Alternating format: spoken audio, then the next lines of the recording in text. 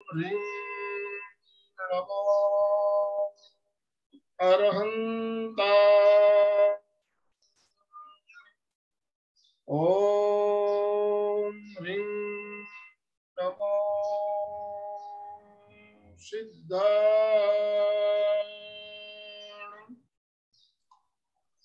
ॐ ह्रीं नमो आयर्याण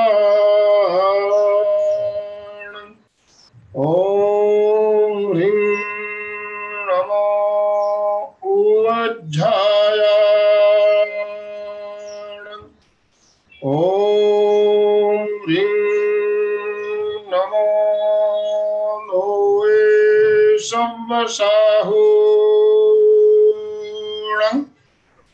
ऐसो पंचनमोकारो सब पावपणासनो मंगलाणंच सव्वेसिं पढ़मं हवै मंगलम पढ़मं हवै मंगलम। परम आराध्य परम पावन प्रातः स्मरणीय आचार्य श्री महाश्रमण जी के चरणों में सत सत नमन करते हुए हम आज प्रातः का विशेष वेबिनार प्रारंभ कर रहे हैं। सभी को जय जिनेन्द्र जी। सिद्धार्थ जी जैन जो जयपुर निवासी हैं, आपने MBBS JJ medical college Davanagere से 2009 में किया। साथ ही MD मेडिसिन की degree JSS medical college Mysore से 2015 में ग्रहण की। इस दौरान आपने वहां से 3 में गोल्ड मेडल साथ में प्राप्त किए हैं, जो आपके एक स्टूडेंट लाइफ के लिए अचीवमेंट है। बाकी दूसरे स्टूडेंट को आप साथ में हमेशा ही मोटिवेट करते रहे। 2015 से में डिग्री लेने के बाद से जयपुर में ही आप अपनी सेवाएं दे रहे हैं, वहीं कार्यरत हैं। आप जयपुर के सवाई मानसिंह अस्पताल में असिस्टेंट प्रोफेसर के पद पे भी कार्य किया। आप वहां एक उत्कृष्ट टीचर के रूप में रहे। इसके अलावा सिद्धार्थ जी जो हैं वो तेरापंथ युवक परिषद व तेरापंथ प्रोफेशनल फॉर्म के भी सक्रिय सदस्य हैं तथा अन्य समाज सेवा के कार्यों में इनकी सेवाएं अतुलनीय रही हैं। सभी साधु साध्वियों को जटिल से जटिल बीमारी, यहाँ तक कि कोरोना महामारी में भी उन्होंने इलाज में अपनी सेवाएं देने में कहीं कोई कमी या कसर नहीं रही। आगे बढ़ के आप हमेशा समाज हो, शहर हो और आज हमसे दूर करके हमें अपने ज्ञान से गौरवान्वित करने के लिए बिल्कुल निस्वार्थ भाव से एक ही बार में मेरी बात सुनी और इस प्लेटफॉर्म पे आके हमें जो जानकारियां देना चाह रहे हैं उसके लिए हम उनके काफी आभार व्यक्त करते हैं। आप जयपुर के आचार्य तुलसी डायग्नोस्टिक सेंटर में भी अपनी सेवाएं सुचारू रूप से देते आ रहे हैं। इस कोविड महामारी के दौरान आपने एक पूरा अस्पताल, सेवायतन अस्पताल, जहां कोविड के ही मरीजों का इलाज चल रहा था, वहां आपने अपनी सेवाएं दी हैं और अभी भी वहां दे रहे हैं। आप लाइफ टाइम मेंबर हैं API association of physicians of India के, और समय समय पर समाज में और मेडिकल क्षेत्र में कई सम्मानों से सम्मानित हो चुके हैं। मैं अपनी वाणी को यहीं विराम देते हुए सिद्धार्थ जी को आमंत्रित करूंगा कि वो आए और हम सबका मार्गदर्शन करें इस विषय पर। धन्यवाद। ट्रांजिएंट इस्चेमिक अटैक वो होता है, ये आप देख रहे हैं स्क्रीन पे, ये खून की नस में छोटा सा एक, पहली वाली पिक्चर में छोटा सा क्लॉट है जो खून की नस में ब्लॉक कर रहा है और खून कम पहुंच रहा है, तो जिससे ये ट्रांजिएंट इस्चेमिक अटैक आता है। ये जनरली लकवे से जो लकवे आते हैं उसमें 50% तक मरीजों को पहले 48 से 96 घंटे पहले ये ऐसे लक्षण आते हैं। और उसके बाद में नेक्स्ट टाइम जब अटैक आता है वो सीवियर होता है। उसमें क्या होता है, जब दूसरी पिक्चर में देखेंगे खून की नस पूरी ब्लॉक हो जाती है, आगे खून की सप्लाई नहीं हो रही है और इससे लकवा आ जाता है। तो इस लक्षण को पहचानना जरूरी है। अगर यहाँ पे इसको पहचाने, यहीं पे इसको रोक देने, तो जो फुल ब्लोन जो स्ट्रोक है, लकवा है, वो आने से हम रोक सकते हैं। अगर लकवा आ जाता है तो इसको कैसे पहचाने? इसको पहचानने के लिए फास्ट अप्रोच डेवलप किया गया है। एक तो मुंह या तो टेढ़ा हो जाता है या गिरने लग जाता है, जहां से कमजोर होता है वहां टेढ़ा हो जाता है और गिरने लग जाता है। दूसरा, अगर हम दोनों हाथों को सामने सामने की तरफ रखें तो जिस हाथ में कमजोरी होगी वो धीरे धीरे धीरे करके नीचे चला जाएगा। तीसरा, बोलने में तुतलापन आएगा। अगर ये 3 चीज आती है तो हम मान सकते हैं कि ये लकवे के लक्षण है। शुरू के 3 से 6 घंटे में अगर अस्पताल में पहुंचते हैं, इसको थ्रोम्बोलाइज किया जाता है, ये विद इन मिनट्स पूरी तरीके से ठीक हो जाता है। अगर आप 3 से 6 घंटे के बाद पहुंचेंगे तो फिर इसका इलाज जो है बहुत लंबा चलता है और डेफिसिट रह जाता है। थर्ड है कोई ब्रेन में प्रेशर बढ़ना। जो हमारा ब्लड प्रेशर होता है, ऐसा ही ब्रेन का अलग प्रेशर होता है जिसको बोलते हैं इंट्राक्रेनियल प्रेशर। ब्रेन का जब प्रेशर बढ़ता है तो कांस्टेंट हेडेक रहता है, उल्टी का जी करता है, और धीरे धीरे जब प्रेशर ज्यादा हो जाता है तो कंफ्यूजन की स्थिति आ जाती है और सांस लंबी सांस आने लग जाती है। तो इसको हम बोलते हैं कि ब्रेन का प्रेशर बढ़ने लगता है। एक तो क्या है, कांस्टेंट हेडेक रहेगा, कांस्टेंट हेडेक, उल्टी का जी करेगा, और सांस जो है वो छोटी और जल्दी जल्दी आने लगेगी। तो इसमें हम संकेत दे सकते हैं कि या तो कोई ब्लीडिंग हुई है ब्रेन के अंदर, या कोई ब्रेन ट्यूमर ऐसा है जो वहां के ब्रेन के अंदर के पानी के प्रवाह को रोक रहा है। तो ये अर्ली वार्निंग साइन है। चौथा, जब हम ब्रेन में देखते हैं तो कभी कभी जो किसी पेशेंट्स में खून की नस में एक बलून जैसा बन जाता है, और वो बलून फट के वो खून की नस फट जाती है और ब्रेन में ब्लीडिंग हो जाती है। ऐसा ही हुआ था हमारे ये एमिलिया क्लार्क, जो गेम ऑफ थ्रोन्स में बहुत अच्छी एक्ट्रेस हैं, मेन एक्ट्रेस रही हैं। तो उनके भी दो बार उनको ऐसा हुआ है, तो खून की नस फट जाती है और ब्रेन के अंदर ब्लीडिंग हो जाती है। तो इसको बोलते हैं वर्स्ट हेडेक, बहुत तेज, बहुत ही सीवियर। ऐसा सिरदर्द कभी आज तक नहीं हुआ जो अचानक से होता है। तो वो खून की नस का जो बलून है ये फटने से होता है। तो ये थे early warning science of brain के हमारे वार्निंग साइंस जो थे ये। अब हम हार्ट पे आते हैं। हार्ट में जो हम पहली पिक्चर देख रहे हैं, कोरोनरी आर्टरी डिजीज, इसमें छोटा सा प्लाक है, एक छोटा सा प्लाक है जो कि खून की नस को छोटा सा ब्लॉक कर रहा है, लेकिन खून सुचारू रूप से चल रहा है, इसमें कोई परेशानी नहीं आ रही है। ये शुरुआती स्टेज है।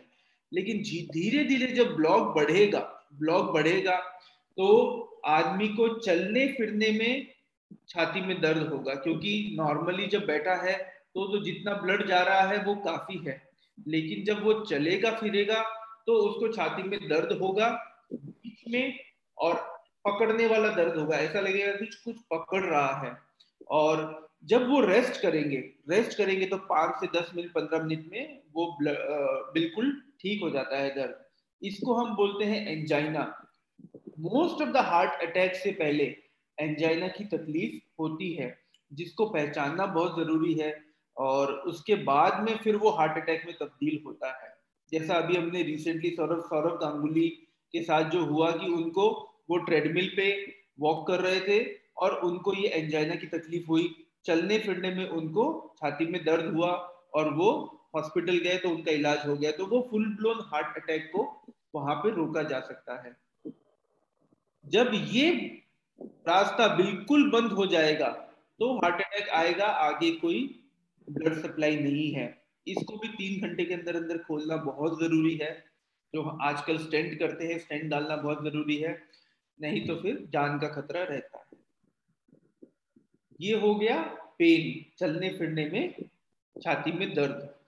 नेक्स्ट जो हार्ट का सिम्टम होता है इसको बोलते हैं पाल्पिटेशंस। मतलब इंसान को अपने ही दिल की धड़कन तकलीफ महसूस होती है। अपने ही दिल की धड़कन या तो उसको सुनाई देती है या उसको अंदर से महसूस होने लगती है। उसको अभी हम जैसे बैठे हैं, हमको पता अंदर से दिल धड़क रहा है लेकिन हमको कोई इसका अंदाजा नहीं है। लेकिन जब ये अंदाजा होने लगता है तो उसको हम बोलते हैं पाल्पिटेशंस।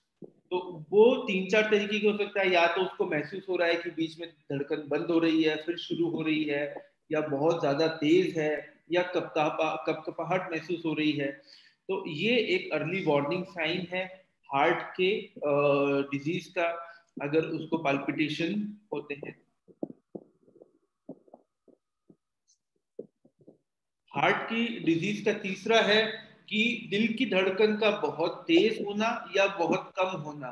ये दोनों ही खतरनाक है। नॉर्मल दिल की धड़कन 60 से 100 के बीच रहती है, 60 से 100 के बीच रेस्ट पे रहनी चाहिए। अगर वो उससे कम, 60 से कम या 100 से ज्यादा है तो ये कोई ना कोई बीमारी के लक्षण हो सकते हैं।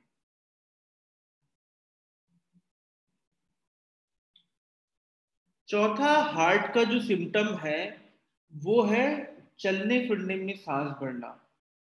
इंसान को चलने फिरने में अगर सांस भरने लगता है, जो पहले नहीं था और चलने फिरने में सांस भरने लगता है, तो हम ये हार्ट का या फिर फेफड़ों की बीमारी के लक्षण मान सकते हैं।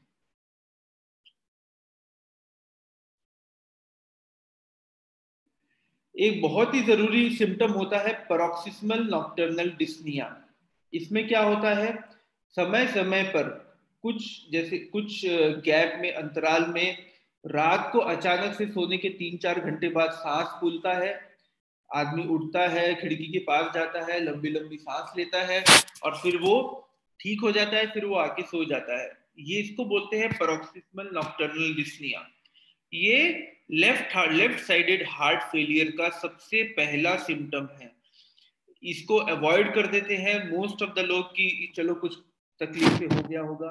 लेकिन अगर ऐसी कोई तकलीफ है कि हर 15 दिन में, 10 दिन में या 20 दिन में रात को सोने के 2-3 घंटे बाद अचानक से सांस फूलती है, आंख खुलती है और उसके बाद में फिर लंबी लंबी सांस लेना पड़ता है और फिर वापस सो जाते हैं तो ठीक रहता है, तो ये हार्ट फेलियर का सबसे पहला लक्षण है। सबसे पहला लक्षण है हार्ट फेलियर का।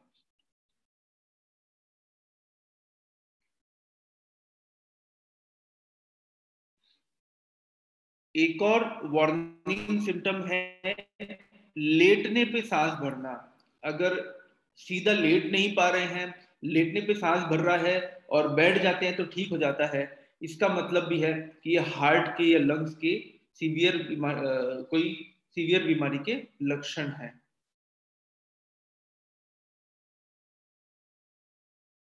नेक्स्ट है कफ में खून आना। कफ में खून आना, ये मेरा पेशेंट ही है जिसने फोटो भेजा था कि उसको कफ में बार बार खून आता है। कई बीमारियों में होता है जनरली। अगर यंग एज में हो रहा है तो फिर हम ब्रोंकिएक्टेसिस या कोई दूसरी बीमारी है, ट्यूबरकुलोसिस समझ सकते हैं। लेकिन अगर ओल्ड एज में है, कफ में खून आ रहा है, तो ये लंग कैंसर के संकेत हो सकते हैं।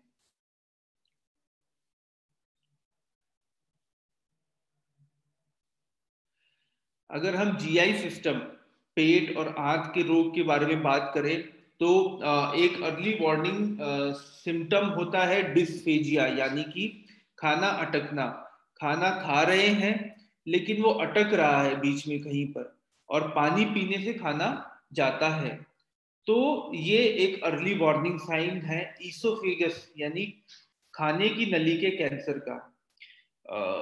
ओल्ड एज में मतलब 35-40 साल के बाद, या जिनके हैबिट्स में शराब या बीड़ी वगैरह ज्यादा है, तो ये एक अर्ली वार्निंग सिम्टम है कि यहाँ पे कोई कैंसर के लक्षण हो सकते हैं। अगर यही यंग एज में होता है तो मतलब ईसोफेगस का फूड पाइप का प्रेशर ज्यादा है, वो खाने को आगे जाने नहीं दे रहा है, तो वो प्रेशर को कम करने के लिए हम कर सकते हैं।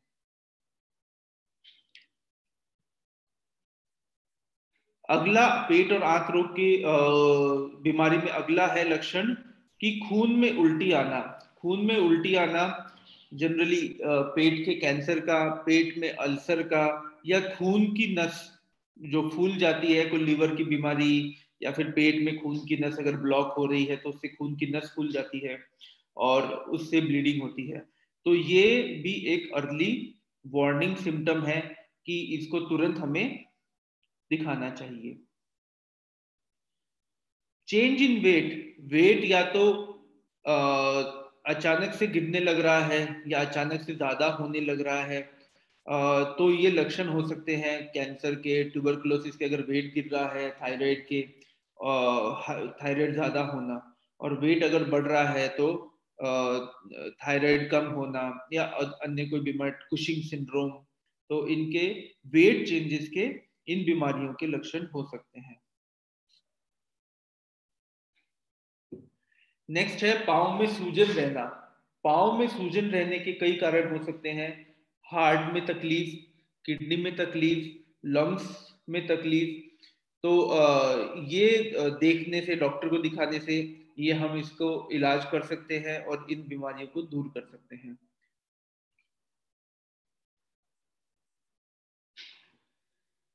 लैट्रिन के रास्ते से खून आना। लैट्रिन के रास्ते से खून आने की कई बीमारियों से हो सकते हैं।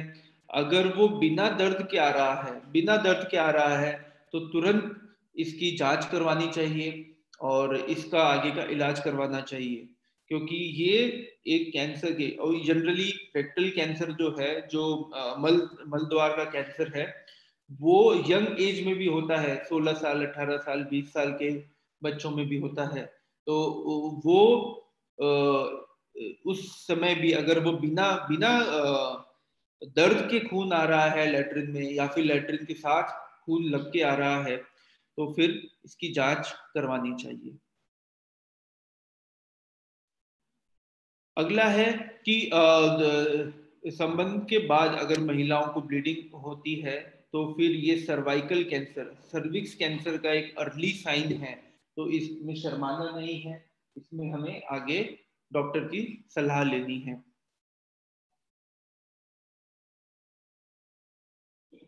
एक ये बहुत ही जरूरी एरिया है जो लिवर, बिलियरी सिस्टम, पेनक्रियास, छोटी आंत, ये जो जंक्शन होता है हमारे पेट के ऊपरी भाग में, इसकी बीमारियां बहुत ही जटिल होती हैं, समझ में नहीं आती हैं। और दूसरा ये है कि इसका इन्वेस्टिगेशन की सर क्या बीमारी है, क्योंकि बहुत छोटी सी एरिया में बहुत सारी चीज होती है, तो बीमारी क्या बीमारी है, कहाँ से उत्पन्न हुई है, कई बार सारी जांच करा लेते हैं, MRCP, CCT, लेकिन उसके बाद भी पता नहीं चलता है कि क्या बीमारी है।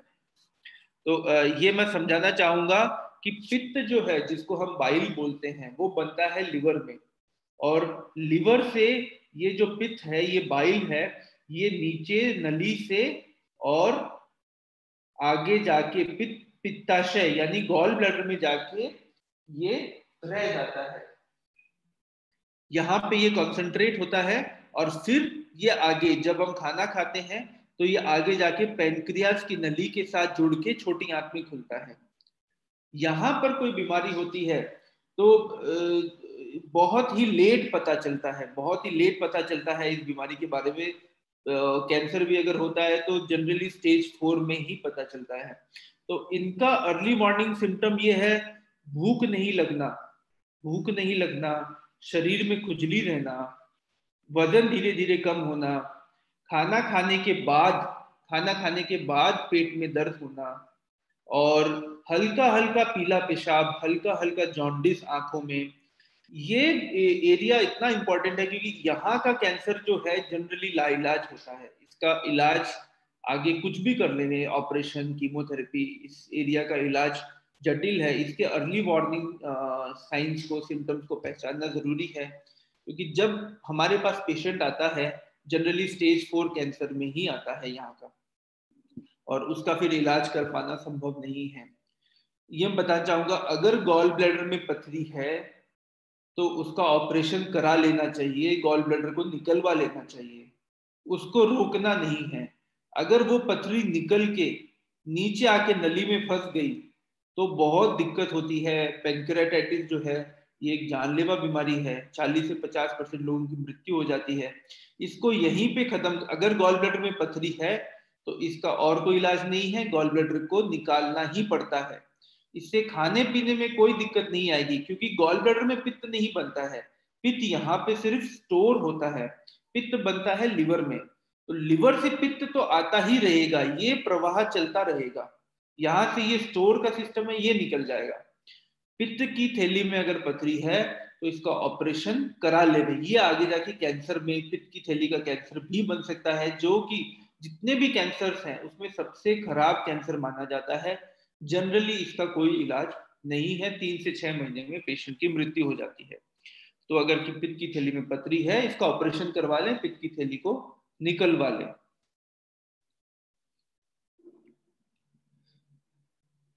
एक और इम्पॉर्टेंट सिम्टम है, वो है वॉइस के चेंज होना। अगर वॉइस में चेंज हो रहा है तो या तो जो बोलने के तंतु हैं उसमें कोई मिस्टेक है, उसमें कोई कैंसर है, उसमें कोई गांठ हो रही है या नोड्यूल हो रहा है, या तो जो नर्व है, फ्रेनिक नर्व जो कि इनको सप्लाई करती है, उसको कोई कैंसर दबा रहा है। ओल्ड एज यानी 45-50 के बाद अगर वॉइस चेंज हो रहा है तो ये कहीं ना कहीं कैंसर के लक्षण हो सकता है, तो इसको तुरंत दिखा लेना चाहिए। नेक्स्ट हम आएंगे ब्लड प्रेशर पे। ब्लड प्रेशर का जब पेशेंट डायग्नोस होता है, जब पता चलता है, तो करीब 5 से 10 साल ऑलरेडी बीत चुके होते हैं उसको बीपी की बीमारी होते हुए। लोग इसका ट्रीटमेंट शुरू नहीं करना चाहते, लेना नहीं चाहते कि कोई दिक्कत नहीं हो रही है दादा, लेकिन अगर ब्लड प्रेशर को कंट्रोल नहीं रखेंगे तो धीरे धीरे धीरे हार्ट की तकलीफ होना, किडनी की तकलीफ होना, ब्रेन की तकलीफ होना, ये बढ़ती रहती है। तो बीपी जो नॉर्मली 120/80, ऊपर वाला 120, नीचे वाला 80, इससे कम होना चाहिए। 130, 140, 85 से अगर ज्यादा हो रहा है तो इसका ट्रीटमेंट शुरू कर लेना चाहिए, क्योंकि ये खून की जो छोटी नसें हैं उनको धीरे धीरे खराब करता है। और ये खून की छोटी नसें हर जगह होती है, आंखों में, किडनी में, हार्ट में, पैरों में, ये खराब होने लग जाती है। तो इसका ट्रीटमेंट शुरू कर लेना चाहिए। इसमें हमें शुरू में कैसे पता चलेगा? एक तो सर में भारीपन रहता है, सर में भारीपन रहता है, नींद ठीक से नहीं आती है, घबराहट, बेचैनी, पसीना आना, अगर ये सिम्टम्स हैं, और हर आदमी का बीपी अलग रहता है, किसी का 90-60 रहता है तो उसको 120-80 में दिक्कत होने लगती है, 130 से ऊपर बढ़ता है बीपी तो उसको तकलीफ होने लगती है, किसी की कोई 200-210 का बीपी लेके भी आराम से घूमते रहते हैं। पर जनरली अगर 130 या 140 से ऊपर है, नीचे वाला डायस्टोलिक जो है 85 से ऊपर है, तो उसका बीपी की दवाई शुरू करवा लेना चाहिए। डायबिटीज के बारे में तो सबको सब कुछ पता होगा, तो मैं उसके डिटेल्स में नहीं जाऊंगा, लेकिन डायबिटीज होने से पहले इसको हम बोलते हैं एकेंथोसिस, जो बगल में, खाक में या फिर गर्दन में ऐसी लाइंस हो जाती हैं, डार्क कलर हो जाता है, ब्लैक ब्लैक होने लगता है, या फिर मस्से होने लगते हैं गर्दन पे, बगल में, तो ये डायबिटीज या फिर इंसुलिन रेजिस्टेंस की वजह से हो सकता है। महिलाओं में पीसीओडी बीमारी से भी होता है, लेकिन जनरली ये इंसुलिन रेजिस्टेंस, इंसुलिन शरीर में ज्यादा बन रहा है और काम नहीं कर रहा है। इंसुलिन एक ग्रोथ हार्मोन होता है, तो ये चमड़ी का ग्रोथ करवा रहा है, ये इंसुलिन जो है चमड़ी को ग्रो करवा रहा है, इसलिए ये चमड़ी में फोल्ड्स बन रहे हैं, मस्से बन रहे हैं, और ये डायबिटीज के इंसुलिन रेजिस्टेंस के लक्षण हैं। तो अगर ऐसा होता है तो आपको आगे की जांच करवानी चाहिए, और मीठा बंद करना है या फिर वेट लॉस करना है, तो ये सारे इसमें करना चाहिए। मेरे ख्याल से मोटा मोटा मैंने अभी हर सिस्टम के जो वार्निंग लक्षण हैं उनको बताने की कोशिश करी है। अगर कोई कुछ पूछना चाहता है, किसी को कोई डाउट है किसी भी चीज को लेके, तो मुझसे एक पूछ सकते हैं।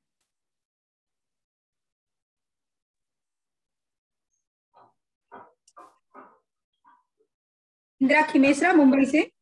हाँ हाँ, नमस्ते।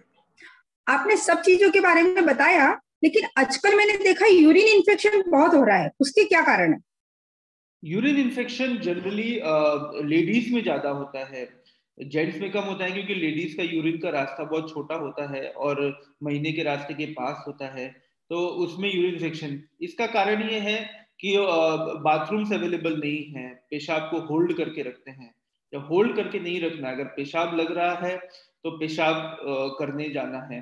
दूसरा और नहाने के बाद हफ्ते में एक बार, स्पेशली महिलाओं को हफ्ते में एक बार नहाने के बाद 10 से 15 मिनट हल्का गर्म पानी टब में करना है और उसमें बैठना है, तो उससे आप यूरिन इन्फेक्शन से बच के रह सकते हैं। डायबिटीज अगर है और सफेद पानी की बीमारी है तो उसका इलाज कराना है। चौथा, अगर कोई किडनी में पथरी बनती है तो उस वजह से यूरिन इन्फेक्शन हो सकता है। पुरुषों में ये जनरली संबंधों के बाद यूरिन इन्फेक्शन होता है, तो उसके बाद पानी अच्छे से पीते रहे, पेशाब को होल्ड करके ना रखें, तो फिर यूरिन इन्फेक्शन नहीं होता है।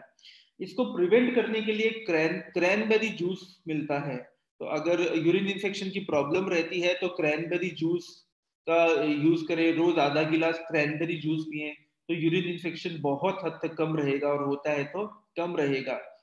एसिम्प्टोमेटिक बैक्टीरिया, अगर महिलाओं में जनरली अगर यूरिन में इन्फेक्शन जांच में आता है, जांचों में आता है और यूरिन में कोई तकलीफ नहीं है, तो उसके इलाज की जरूरत नहीं है। अगर पेशाब बार बार आता है या फिर दर्द होता है, जलन होती है, बुखार रहता है, ठंड लगती है, तो ही उसके इलाज की जरूरत है, नहीं तो फीमेल्स में इलाज की जरूरत नहीं है। जो हम यूरिन टेस्ट कराते हैं उसमें लिखा आता है 2 to 3 पस्सेल्स, 4 to 5 पस्सेल्स।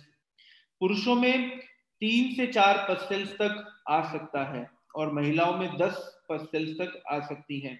उसके बाद उसके ऊपर आता है तो फिर हम उसको यूरिन इन्फेक्शन मानते हैं, कल्चर करवाते हैं। एक और बात कहना चाहूंगा, जब यूरिन का सैंपल देते हैं तो फिर बीच का यूरिन देना है। शुरू में थोड़ा सा यूरिन टॉयलेट में करें, फिर बीच का यूरिन सैंपल के लिए देवें, और उसके बाद फिर बाकी का यूरिन टॉयलेट में करें, तो उसमें जांच में सही आने की संभावना रहती है। और एक और यह है कि संबंधों के बाद में अच्छे से साफ सफाई रखनी है, अगर रखते हैं तो फिर यूरिन इन्फेक्शन नहीं होगा। थैंक यू वेरी मच, बहुत अच्छे से समझाया आप। कौन सा जूस बता रहे हैं आप? Crane juice? क्रैनबेरी, जैसे ब्लूबेरी आता है, ये आता है, ऐसे क्रैनबेरी आता है, तो क्रैनबेरी का जूस रियल का मिलता है, रिलायंस फ्रेश वगैरह में मिल जाएगा। तो रोज आधा गिलास क्रैनबेरी जूस पिए, नहाने के बाद 10 से 15 मिनट हल्का कुनकुना पानी में हफ्ते में एक बार भी बैठ जाएंगे तो बहुत फायदा होगा, ये नहीं होगा, यूरिन इन्फेक्शन बहुत कम हो जाएगा। डॉक्टर साहब, हेलो। हाँ सर, हाँ सर। स्क्रीन की अगर आवश्यकता ना हो तो स्क्रीन हटाया जा सकता है। ठीक है।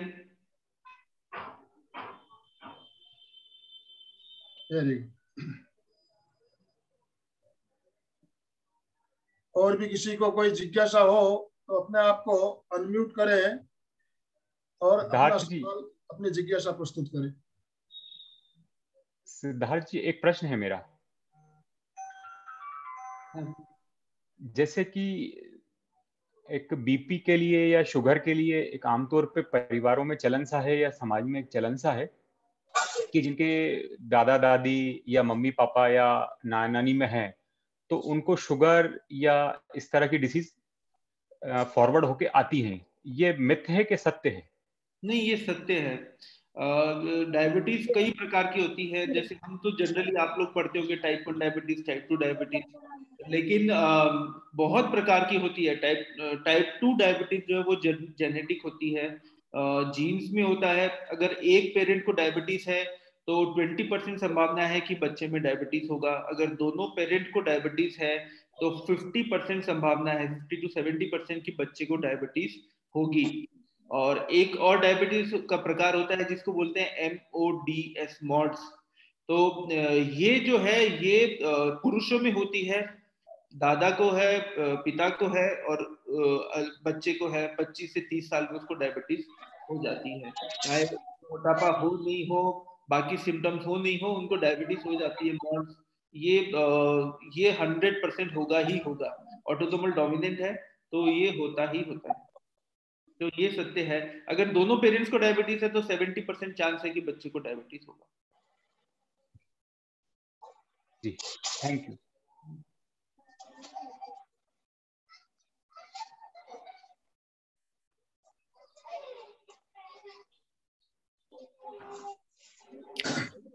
बहुत सुंदर तरीके से डॉक्टर साहब आपने एक एक जय जिनेंद्र सर। सर जय जिनेंद्र। पीरियड कितने एज तक आनी चाहिए, आती है? पीरियड 45 से 55। मेरी 57 चल रही है, तो भी चल रही है, फिर अच्छी है। हाँ, डिपेंड भी करता है, क्योंकि अगर आपकी मम्मी को भी अगर लेट पीरियड बंद हुआ है, हाँ, तो मेरी मम्मी को भी लेट हो गया था और बहन को भी लेट हो गया था। हाँ, तो वो जेनेटिक है, वो 60 तक रहता है। जनरली 45 में 90% को बंद हो जाता है। कुछ करना चाहिए क्या? नहीं नहीं, कुछ नहीं। एक सोनोग्राफी करवा सकते हैं। नहीं, सोनोग्राफी करवी मैंने, नॉर्मल है। नॉर्मल है। हाँ, बस कोई दिक्कत नहीं है, फिर कोई दिक्कत नहीं। Okay, thank you sir. हाँ, डॉक्टर सिद्धार्थ जी, हेलो। हाँ सर, आवाज आ रही है आपकी? हाँ डॉक्टर साहब, नमस्कार। नमस्कार। सर, मैं एक बड़ा अनकॉमन सा सवाल पूछना चाह रहा था। हाँ जैसे ये एंटीबायोटिक्स अपन लेते हैं, हाँ महिलाओं में पुरुषों में सब में जरूरत पड़ती है, तो उनको कई दवाइयों पे लिखा रहता है स्टोर बिलो 25 डिग्री सेंटीग्रेड या below 30 degree centigrade. Specially antibiotics में ज्यादा लिखा रहता है, अदर में भी लिखा रहता है। तो इसको स्टोरेज कंडीशन से क्या इसके ऊपर प्रभाव पड़ता है, उसकी कार्य क्षमता पे या एफिकेसी पे, ये थोड़ा सा बताएं। हाँ, ये एक बहुत बड़ी दिक्कत आती है। आपको ज्यादा पता होगा मेरे से, लेकिन फिर भी मैं बता देता नहीं, हूँ। वो एज ए पेशेंट पूछ रहा हूँ मैं तो आपको। गोयल साहब की 3 फार्मेसी है और इनको सब ज्यादा पता है मेरे से, लेकिन मैं बता देता हूँ। एंटीबायोटिक्स, ये जो दवाइयां हैं, इनको टेम्परेचर पे रखना बहुत जरूरी है, क्योंकि अगर ये हाई टेम्परेचर में या फिर सन एक्सपोजर में रहती है तो फिर ये आगे काम नहीं करती हैं। बहुत बड़ी समस्या होती है हम लोगों के लिए, जिनकी ये जैसे गोयल साहब है, इनकी फार्मेसी है। ये क्या, पेशेंट दवाई ले जाते हैं, फिर 15-20 दिन बाद रिटर्न करने आते हैं, और रिटर्न करने आते हैं तो हम मना नहीं कर सकते, और वो फिर टैबलेट किसी और को देवें तो अब पता नहीं उन्होंने किस टेम्परेचर पे स्टोर करके रखा हो, तो फिर ये एक बहुत बड़ी समस्या आती है। तो उसको आप रूम के अंदर, डब्बे में या फिर रूम के अंदर अलमारी में रखें। उसको बाहर नहीं रखें, एक्सपोज एरिया में नहीं रखें जहाँ पे धूप पड़ती है, जहाँ टेम्परेचर ज्यादा है।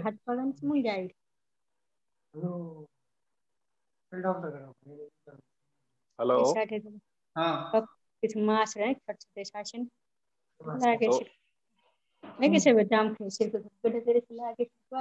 कृपया जो प्रश्न या नहीं पूछ रहे हैं वो अपने आप को म्यूट रखें। डॉक्टर साहब, मैं ये हेलो, ये डिस्टरबेंस हो रहा है इसमें थोड़ा।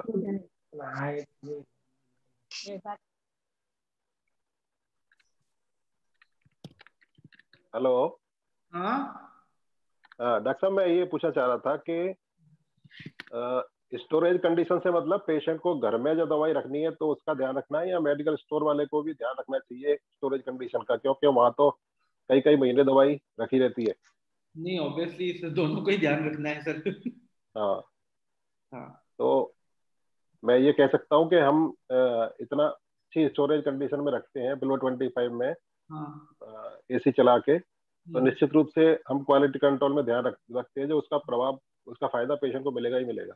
बिल्कुल बिल्कुल बिल्कुल बिल्कुल। ठीक है सर, इसका जानकारी भी हो गई और हमें लोगों तक हमारी बात भी पहुंच जाएगी इस माध्यम से। थैंक यू गोयल साहब। Thank you sir. जय जिनेंद्र डॉक्टर। मेरा एक अगर आप थोड़ा ऑस्टियोपोरोसिस और बोन हेल्थ के लिए बता सकते हैं तो फिर अच्छा रहेगा, मेरे को इतना ज्यादा पता नहीं है। ओके, ऑस्टियोपोरोसिस 70 to 80% जो बीमारी है ये अगेन फीमेल्स की बीमारी है। जब महीना कम होने लगता है, बंद होने लगता है, तो हार्मोन्स की कमी की वजह से ऑस्टियोपोरोसिस होने लगता है।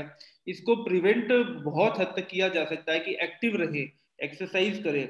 एक्सरसाइज करेंगे, मसल्स जब ज्यादा काम करेगी, और मसल्स जो होती है वो हड्डी से जुड़ी हुई होती है, तो जब आप अलग अलग एरियाज की अलग, ऐसा नहीं कि बस चल फिर रहे हैं पार्क में घूमने जा रहे हैं, ऐसा नहीं है। जब आप अलग अलग मसल ग्रुप की एक्सरसाइज करेंगे, वो मसल्स में खिंचाव आएगा तो वो हड्डियों को खींचेगा, और जब वो हड्डियों को खींचेगा तो उसके अंदर कैल्शियम जाके जमा होगा। वो आप फिर कैल्शियम की गोली खाएंगे तो वो काम करेगी।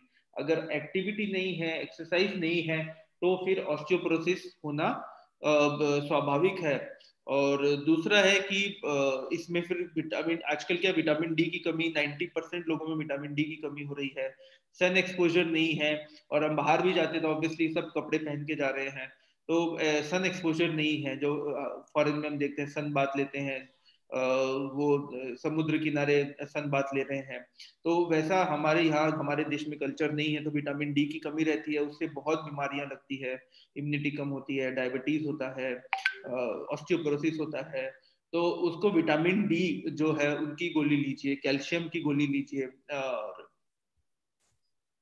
और एक्सरसाइज जो है अलग अलग ग्रुप की, स्पाइन में, जनरली स्पाइन में और हिप्स में होता है, तो स्पाइन की एक्सरसाइजेज जो हैं जिम इंस्ट्रक्टर या ट्रेनर अच्छा बता पाएंगे, तो वो करिए। मसल्स में खिंचाव होगा, योगा से भी ये अच्छा प्रिवेंट हो सकता है, क्योंकि योगा में भी क्या है कि वो मसल्स को खिंचाव करते हैं। जब मसल्स को खिंचाव करेंगे तो उसमें बोन को खींचेगा, और उसमें खून का प्रवाह ज्यादा होगा, और उसमें कैल्शियम जाके डिपॉजिट होगा, हड्डियां मजबूत रहेंगी। Thank you sir. हाँ सिद्धार्थ जी, एक प्रश्न और आया आपने जो भी बोला कि एक्सरसाइज करना चाहिए। योगा में तो जब हम कर रहे होते हैं एक्सरसाइज तो बहुत हमारी ब्रीथिंग फास्ट नहीं होती है, लेकिन जब जॉगिंग, रनिंग या साइकिलिंग ऐसे कोई दूसरे स्पोर्ट्स होते हैं, फुटबॉल, हॉकी, तो वहां पे ब्रीथिंग काफी फास्ट हो जाती है, तो हार्ट बीट भी काफी तेज हो जाती होगी। तो इस कंडीशन में क्या कुछ पहले से समझना है या कैसे उसको अपन समझ के चलें? किस मतलब, मैं सवाल पूरा नहीं समझ पाया। कि दोनों ही अच्छा है। हार्ट बीट तेज हो तो उससे कोई नुकसान नहीं है, एक्सरसाइज से हार्ट बीट तेज हो रही है तो धीरे धीरे एक्लेमेटाइज होगा, धीरे धीरे एक्सरसाइज से हार्ट बीट कम हो जाएगी। उतनी लेवल ऑफ एक्सरसाइज में हार्ट बीट कम रहेगी, शरीर को आदत हो जाएगी। और योगा जो है, yoga obviously it is good, अच्छा है, क्योंकि आइसोटोनिक एक्सरसाइज, आइसोमेट्रिक एक्सरसाइजेस होती हैं। कोई दौड़ना भागना वगैरह ऐसा कुछ नहीं है, लेकिन उसके बाद भी एक्सरसाइज होता है क्योंकि मसल्स में खिंचाव होता है। तो वो हार्ट बीट दोनों ही अलग अलग है और दोनों ही अच्छे हैं शरीर के लिए, कोई नुकसानदायक नहीं है। ये जरूर है कि अगर हाई जिसमें वो एक्सरसाइजेस कर रहे हैं जिसमें ताकत ज्यादा लगती है या फिर जिसमें हार्ट बीट तेज होती है, तो पहले चेकअप करवा ले, या किसी के हार्ट की समस्या है किसी के परिवार में तो पहले चेकअप करवा लें। लेकिन सिद्धार्थी, जब ये अपन हॉकी, फुटबॉल या रनिंग या साइकिलिंग जैसा कुछ स्पोर्ट चल रहा है जहां पे काफी दौड़ने पे सांस बहुत तेज हो गई, तो नॉर्मली ब्रीथिंग तो नोज से ही होनी है, लेकिन उस कंडीशन में क्या अपन मुंह से ब्रीथिंग कर सकते हैं? बिल्कुल कर सकते हैं, बिल्कुल कर सकते हैं। जी, थैंक यू। एक चीज और पूछनी थी, आजकल कभी कभी है ना डिप्रेशन, तो इस माहौल में वैसे भी कोरोना की वजह से काफी सुनने में आता है, और एक अभी अभी अल्जाइमर्स का भी सुनने में आता है, तो आपने सब चीजें कवर करी, ये दो चीजों के बारे में प्लीज और बताइए थोड़ा सा। ओके, डिप्रेशन जो है वो मेरा सब्जेक्ट नहीं है, because I am not qualified psychiatrist, लेकिन हाँ, क्योंकि इसका मुझे ज्यादा आइडिया नहीं, इनके अलग स्केल्स होते हैं इनके, जनरली उदास रहना ही डिप्रेशन नहीं है। साइक्लोथाइमिया मतलब डिप्रेशन आता है, फिर एक पीरियड होता है कि बहुत खुश है, फिर वापस डिप्रेशन में चल जाता है, फिर वापस पीरियड आता है कि खुश है, इसको बोलते हैं साइक्लोथाइमिया। जनरली ये डिप्रेशन होता है कि बीच में ठीक हो जाते हैं, फिर वापस डिप्रेस, फिर ठीक, फिर वापस डिप्रेस, या फिर डिप्रेशन में ही चलते रहते हैं, हमेशा ही उदास रहते हैं। ऐसा कम देखने को मिलता है। तो ये मेरा सब्जेक्ट नहीं है, मुझे ज्यादा आइडिया नहीं है डिप्रेशन के बारे में, लेकिन एल्जाइमर्स के बारे में बता सकता हूँ कि एल्जाइमर्स में भूलने की बीमारी हो जाती है। इसका आप टेस्ट कर सकते हैं। टेस्ट कैसे कर सकते हैं कि जिसको आपको लगता है एल्जाइमर्स है, उनको बोलिए कि 100 में से 7 घटाते रहे।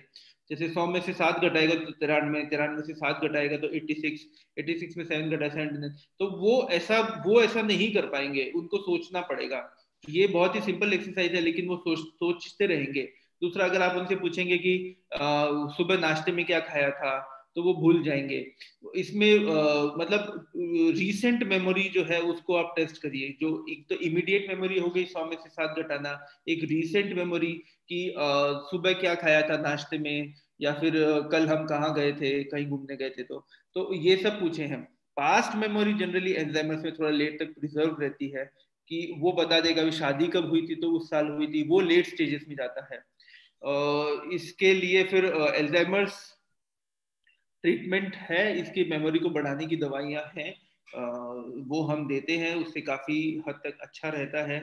और एल्जाइमर से ज्यादा मेमोरी की प्रॉब्लम आजकल डायबिटीज में या फिर बीपी में हो रही है, क्योंकि खून की छोटी नसें ब्लॉक हो जाती है तो दिमाग सिकुड़ जाता है। तो ये सब चीजें उन लोगों में ज्यादा देखने को मिल रही है। तो प्रॉपर जांच कराएं, एमआरआई कराएं कि अल्जाइमर्स है, या खून की नस में ब्लॉक की वजह से मेमोरी कम हो रही है, या फिर कोई ऐसे कारण भी होते हैं जिसमें मेमोरी कम हो जाती है, लेकिन उसको धीरे धीरे दवाइयों से ठीक किया जा सकता है। जैसे विटामिन B12 की कमी से अगर मेमोरी कम है तो विटामिन B12 के इंजेक्शन लगाते हैं और वो सही हो जाता है। तो वो कारण जानना जरूरी है कि मेमोरी कम क्यों हो रहा है, और फिर उसका इलाज संभव है। एल्जाइमर्स का आगे आगे बढ़ जाता है तो इलाज उसका संभव नहीं है, लेकिन मेमोरी को आप इस तरीके से टेस्ट कर सकते हैं। इमीडिएट मेमोरी 100 में से 7 घटाएं, रीसेंट मेमोरी सुबह क्या खाया था, कल कहाँ गए थे, कल क्या पहना था, क्या कपड़े पहने थे, और पास्ट मेमोरी जो शादी कब हुई थी या कोई इंपॉर्टेंट इवेंट जो उसके डेट या ईयर के बारे में पूछें, तो वो इस तरीके से उसको टेस्ट कर सकते हैं घर पे। बहुत बहुत बढ़िया बताया आपने, हर चीज के बारे में टोटल बीमारी आपने बहुत अच्छे से कवर की। Thank you sir. डॉक्टर साहब, आपने बहुत ही अच्छी तरीके से बीमारी, कोई भी बड़ी बीमारी हमें एक साथ नहीं आती है, पूर्वाभास होता है, उसका संकेत मिलते हैं। उन संकेतों को अपन अगर पहचान ले तो हम बड़ी बीमारियों से बच सकते हैं। निश्चित बात है, कोई बीमारी एकाएक नहीं आती है। प्रेक्षया ध्यान पद्धति एक ऐसी पद्धति है जिससे हम तनाव से मुक्त रह सकते हैं। तनाव मुक्त रहने से हमारे दिमाग फ्रेश रहेंगे, तनाव नहीं रहेंगे, तो ये हमारे बीमारियों को आने से रोकने में सहायक है मेडिटेशन। बिल्कुल बिल्कुल बिल्कुल, इसको तो हम मेडिकल साइंस भी मानते हैं कि हमारे में भी एक चैप्टर अब जुड़ गया है जो पहले नहीं था, जिसको मेडिटेशन या जो प्रेक्षया ध्यान बोल रहे हैं। तो ये हमारे टेक्स्ट बुक में भी अब जुड़ गया है। तनाव रहित, तनाव मुक्त रहने के लिए प्रेक्षया ध्यान या कोई भी मेडिटेशन जो पद्धति है, मेडिटेशन को ही सबसे उत्तम प्रयोग बताया गया है। तनाव से मुक्त रहें और बीमारियों से दूर रहें। तो तनाव से मुक्त रहने के लिए हमारे प्रेक्षया ध्यान में कायोत्सर्ग करवाया जाता है, रिलैक्सेशन ऑफ द बॉडी।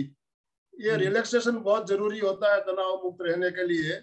तो तनाव से ही सारी समस्या, कहते हैं कि तनाव से ही पहले आपको ब्लड प्रेशर होगा, हाई बीपी, और उसके बाद में शुगर आएगा, उसके बाद बड़ी बड़ी बीमारियां आती है। तो तनाव से मुक्त रहने के लिए ध्यान की आवश्यकता बहुत जरूरी है। इस बात को आज साइंस भी मानती है, और हमारे आचार्य महाप्रज्ञ जी ने एक ऐसी सरल पद्धति हमारे सामने प्रस्तुत की है, वैज्ञानिक पद्धति, जो हम नियमित अगर ध्यान करते हैं, नियमित मेडिटेशन करते हैं, तो हम बीमारियों से बचकर रह सकते हैं।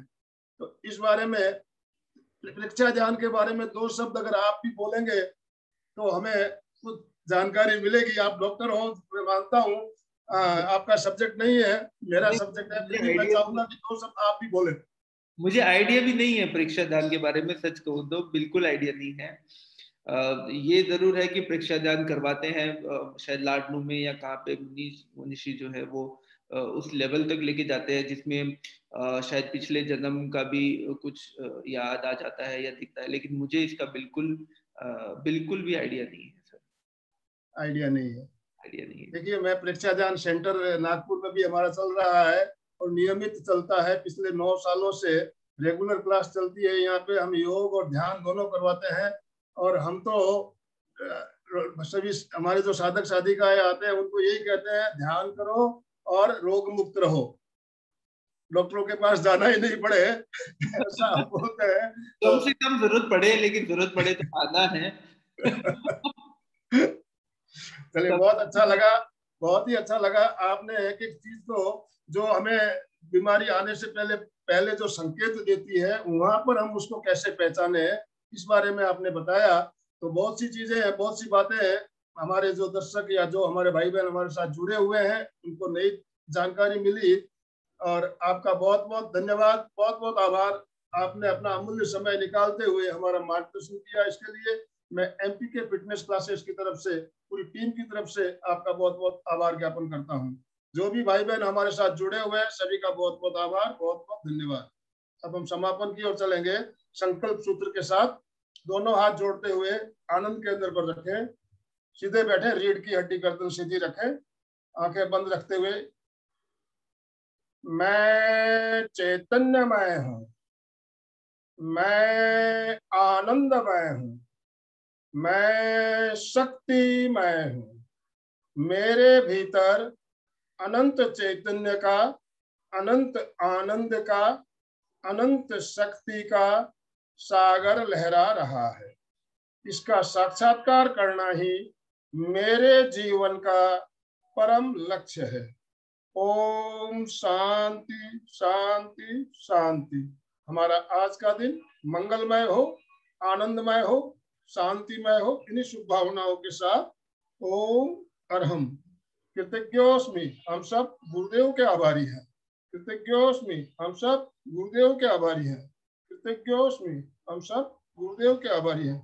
डॉक्टर साहब, हम आपके भी बहुत बहुत आभारी हैं। बहुत बहुत धन्यवाद, बहुत बहुत आभार। तो आज की मीटिंग हम अब यहीं एंड कर रहे हैं। सभी को जय जिनेंद्र।